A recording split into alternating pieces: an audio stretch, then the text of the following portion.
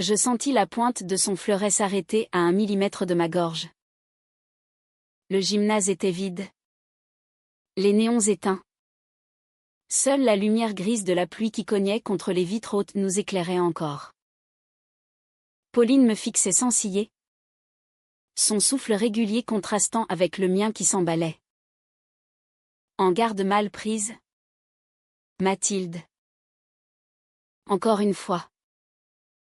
Sa voix était basse, tranchante comme la lame qu'elle tenait.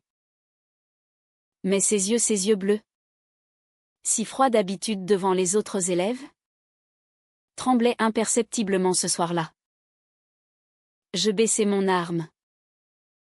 Madame, il est 20 heures passées. Tout le monde est parti. Elle ne répondit pas tout de suite. Elle rangea son fleuret, ôta son masque, et le silence devint si lourd que j'entendis mon cœur battre dans mes tempes. Je m'appelle Mathilde Delaunay. 17 ans. Élève en terminale au lycée Victor Duruy dans le 7e arrondissement de Paris. Depuis 3 ans, je pratique l'escrime au club du lycée. Depuis 3 ans, Pauline de Saint-Rivoal est mon entraîneuse, mon maître d'armes, comme on dit dans ce milieu ancien et codifié. 32 ans. Ancienne championne régionale. Visage austère. Silhouette élancée. Elle impose le respect à tous. On la craint autant qu'on l'admire. Au début, je n'étais qu'une adolescente parmi d'autres. Je voulais fuir la maison, mon père absent. Ma mère noyée dans ses antidépresseurs et ses verres de Sancerre, et le fleuret m'offrait une discipline qui me sauvait. Pauline remarqua vite ma rage, ma précision rageuse. Elle commença à me retenir après les entraînements collectifs. Tu as du potentiel ? Delaunay. Mais il faut travailler la garde. C'était toujours technique, toujours professionnel. Puis les retenues devinrent plus longues. Les remarques plus personnelles. Ton poignet est trop crispé. Tu portes trop de colère en toi. Elle posait parfois sa main sur la mienne pour corriger la prise. Un contact bref, électrique. Je rentrais chez moi les joues brûlantes, incapable de dormir. L'année de mes 16 ans, tout bascula.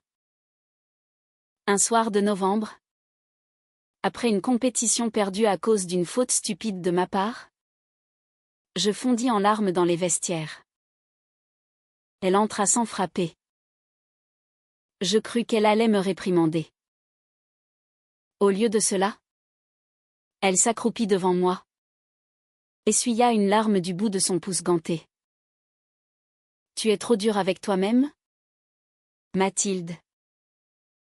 Sa voix avait tremblé. Pour la première fois. Ce soir-là, elle me ramena en voiture jusqu'à la porte de mon immeuble rue de Sèvres. Sous la pluie fine, elle coupa le moteur. Le silence. Puis, tu sais que tu comptes beaucoup pour moi. Plus que tu ne devrais. Les mots étaient sortis tout bas. Presque malgré elle. Je n'osais pas répondre. J'ouvris la portière et m'enfuis. Depuis, nous dansons autour de l'interdit. Elle me retient de plus en plus tard. Les autres élèves murmurent, Delaunay est la chouchoute. Elles ignorent que ces heures supplémentaires sont devenues notre seul espace pour respirer. Elle ne m'a jamais embrassée. Jamais touché plus que nécessaire. Mais chaque regard, chaque correction murmurée, chaque « bravo » prononcé trop doucement est une caresse que nous nous refusons. Je sais que c'est mal. Elle est mon entraîneuse ? Adulte. En position d'autorité. J'ai 17 ans. En France, L'âge de la majorité sexuelle est 15 ans. Mais une relation entre professeur et élève reste interdite. Surtout quand l'un exerce un ascendant moral. Je connais les textes par cœur, j'ai tout lu en cachette sur Internet. Terrifiée et fascinée. Pourtant, je l'aime. D'un amour violent, absolu, qui me ronge. Et je sais qu'elle m'aime aussi. Elle lutte plus fort que moi. Elle porte l'uniforme de la retenue, de la sévérité. Moi, je n'ai que ma jeunesse comme excuse. Ce soir-là, dans le gymnase désert, elle avait ôté son masque et ses cheveux courts, d'habitude impeccablement plaqués, étaient humides de sueur. Elle s'approcha. Tu progresses, Mathilde. Mais tu te disperses. Que se passe-t-il? Je mentis. Rien. Juste la fatigue. Elle secoua la tête. Ne me mens pas. Je te connais.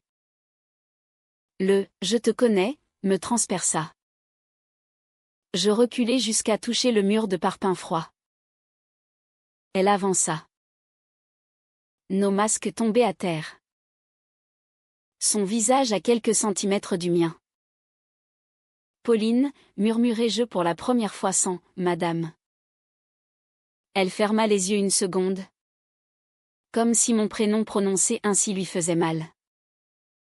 Tu ne devrais pas. Je sais. Alors pourquoi? Je ne la laissai pas finir. Je posai mes lèvres sur les siennes. Un baiser bref. Désespéré. Tremblant. Elle se raidit. Puis ses mains agrippèrent mes épaules pour me repousser ou me retenir. Je ne sais pas. Elle me repoussa. Non. Sa voix brisée. C'est impossible. Je sentis les larmes monter. Vous m'aimez. Je le sais. Elle tourna le dos. Les poings serrés. Justement. Parce que je t'aime. Je ne peux pas. Elle ramassa son sac. Sortit sans se retourner. Je restai seule sous la pluie qui tambourinait. Le goût de son refus sur les lèvres. Les semaines suivantes furent un enfer glacé. Pauline rétablit une distance absolue. Plus de retenue. Plus de regards prolongés. Elle me traitait comme n'importe quel autre élève pire. Peut-être. Lors des entraînements, elle corrigeait les autres avec patience et me reprenait avec une sécheresse qui me lacérait. Je sombrais. Note en chute. Insomnie. Crise de larmes dans les toilettes du lycée. Ma meilleure amie, Camille, s'inquiéta. Qu'est-ce qui t'arrive? Mathie, tu as l'air d'un fantôme. Je ne pouvais rien dire. Le secret me bouffait vivante. Un soir de janvier, après un entraînement particulièrement humiliant où Pauline m'avait publiquement reproché une nonchalance inadmissible. Je craquai. Je l'attendis devant le portail du lycée. Sous la neige fondue. Elle sortit enfin. Surprise de me voir. Mathilde. Rentre chez toi. Non. Pas avant que vous m'expliquiez pourquoi vous me punissez comme ça. Elle soupira. Regarda autour d'elle. Personne. Monte. Dans sa vieille Peugeot 308. Chauffage à fond. Elle conduisit sans parler jusqu'au quai de la Tournelle. Elle gara face à Notre-Dame illuminée. Éteignit le moteur. Je ne te punis pas. Je nous protège. De quoi? De moi? De nous? De ce qui pourrait arriver. Imagine que quelqu'un nous ait vus ce soir-là. Une plainte. Enquête. Ma carrière finie. Ta scolarité compromise. Tout détruit pour un sentiment. Ce n'est pas un simple sentiment, criai-je. C'est tout pour moi. Elle posa son front contre le volant. Pour moi aussi. Mais je suis l'adulte. C'est à moi de dire stop. Je pleurai en silence. Elle tendit la main. Effleura ma joue. Puis la retira comme brûlée. Attends ton bac. Attends tes 18 ans. Si dans un an tu ressens toujours la même chose, nous pourrons en reparler. En adulte libre. Un an. Une éternité. Mais c'était une promesse. Je m'accrochais à cela comme à une bouée. Les mois passèrent dans une attente douloureuse. Je me jetai dans les révisions. L'escrime. Obtins mon bac avec mention. Pauline assista à la remise des diplômes. Au fond de la salle. Discrète.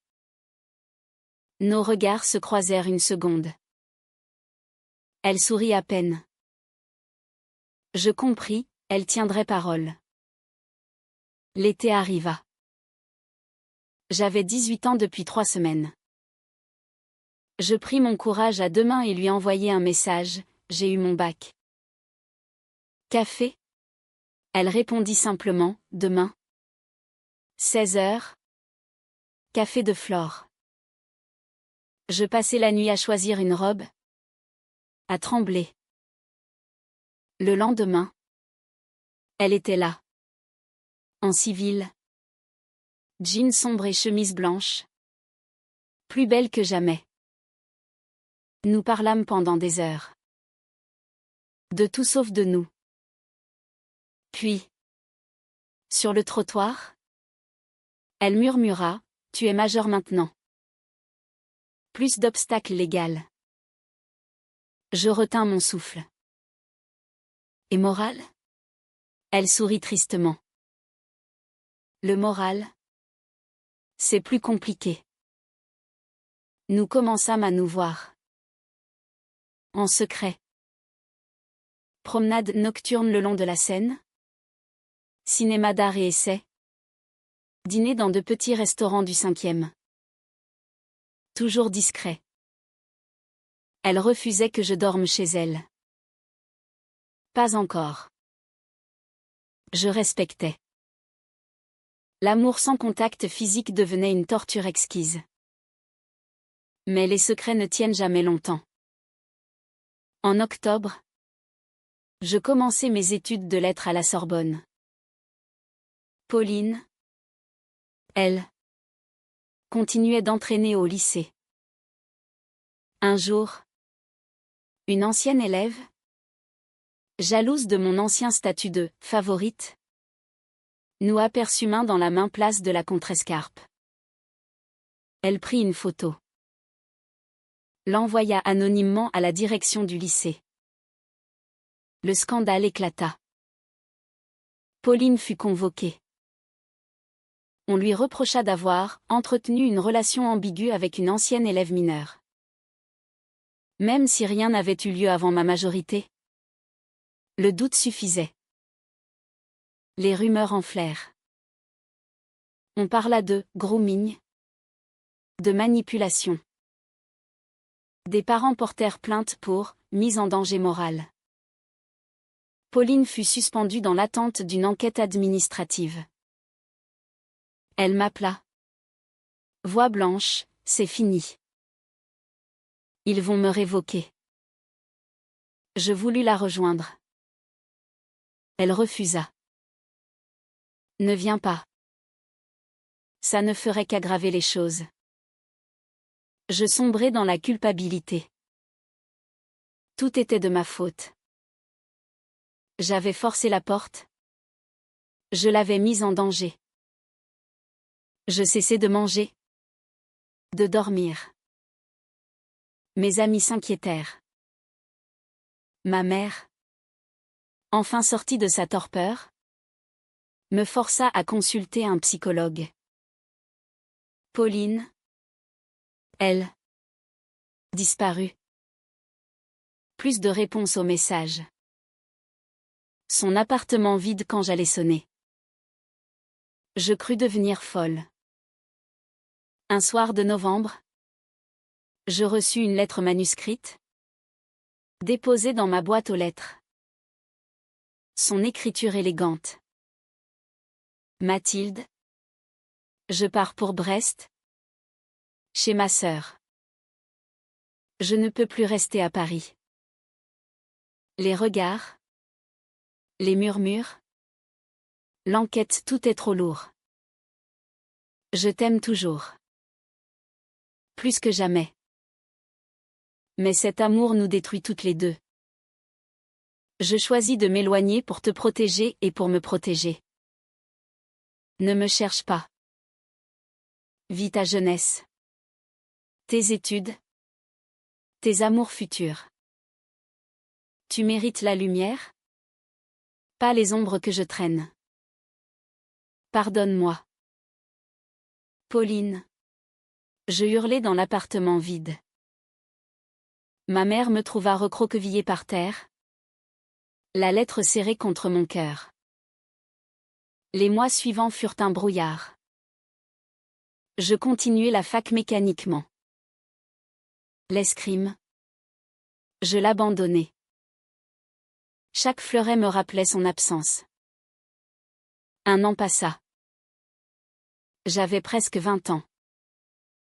Un soir, en traversant le pont Saint-Michel, je la vis. De loin. Elle marchait sur le quai opposé. Plus mince. Cheveux plus courts. Un manteau sombre. Mon cœur s'arrêta. Je traversai en courant. Pauline. Elle se retourna. Blêmie. Mathilde. Nous nous retrouvâmes au milieu du pont. Comme dans un film. La circulation rugissait autour de nous. Tu es revenu? Pour quelques jours seulement. Régler la vente de l'appartement. Ses yeux étaient cernés. Mais toujours aussi bleus. Comment vas-tu? Mal. Et toi? Elle sourit faiblement. J'enseigne dans un petit club à Brest. Les enfants. C'est apaisé. Un silence. Puis je lâchai, je n'ai aimé personne d'autre. Personne. Elle ferma les yeux. Moi non plus. Alors pourquoi? Parce que je refuse de te faire porter le poids de mon passé. Tu es jeune. Tu as tout devant toi. Je pris sa main. Elle ne la retira pas. Et si je choisis ce poids? Si je choisis toi? Malgré tout? Elle pleura. Pour la première fois devant moi. Tu ne sais pas ce que tu dis. Si. Je sais exactement. Nous marchâmes longtemps. Nous parlâmes toute la nuit dans un hôtel discret près de la gare Montparnasse sans nous toucher autrement que par les mains entrelacées. Elle me raconta l'enquête. La honte. La dépression. La thérapie. Je lui racontai ma culpabilité. Mes nuits blanches. Ma reconstruction lente. À l'aube, elle murmura, j'ai peur. Moi aussi. Mais ensemble. Peut-être. Nous décidâmes de tout reprendre à zéro. Loin de Paris. Loin des souvenirs toxiques. Elle démissionna du club de Brest. Je mis mes études en pause un semestre. Nous partîmes pour Lisbonne, une ville nouvelle, lumineuse, où personne ne nous connaissait. Les premiers mois furent difficiles. Les crises de panique de Pauline quand elle croyait reconnaître un ancien parent d'élève dans la rue. Mes cauchemars où je la perdais encore. Mais nous parlions. Beaucoup. Nous suivions une thérapie de couple à distance avec une psychologue française spécialisée. Peu à peu, la confiance revint. Les rires. Les gestes tendres sans crainte. Un soir, sur la plage de Carcavlo, elle me prit dans ses bras face au coucher de soleil. Je t'aime, Mathilde. Sans condition cette fois. Je pleurais de soulagement. 5 ans plus tard, nous vivons toujours au Portugal. Pauline dirige une petite académie d'escrime pour jeunes filles issues de milieux défavorisés. Je termine ma thèse en littérature comparée sur les amours interdites dans la littérature française du XXe siècle, un sujet que je connais intimement. Nous ne sommes pas revenus à Paris. Pas encore. Peut-être jamais. Mais nous avons bâti quelque chose de solide sur les ruines de notre passé. Parfois, quand elle corrige la garde d'une élève et que je la regarde de loin, je revois le gymnase désert, la pluie contre les vitres, la pointe du fleuret à ma gorge. Je revois la peur, la passion, la douleur. Et je sais que nous avons gagné. Pas malgré les épreuves, mais grâce à elles. L'amour véritable n'est pas celui qui évite les tempêtes, c'est celui qui apprend à naviguer ensemble une fois le bateau presque coulé. Aujourd'hui, quand elle me retient après les heures, ce n'est plus pour cacher. C'est pour m'embrasser enfin librement. Sous le soleil de Lisbonne, loin des ombres parisiennes. Et je n'ai plus peur de dire son prénom à voix haute.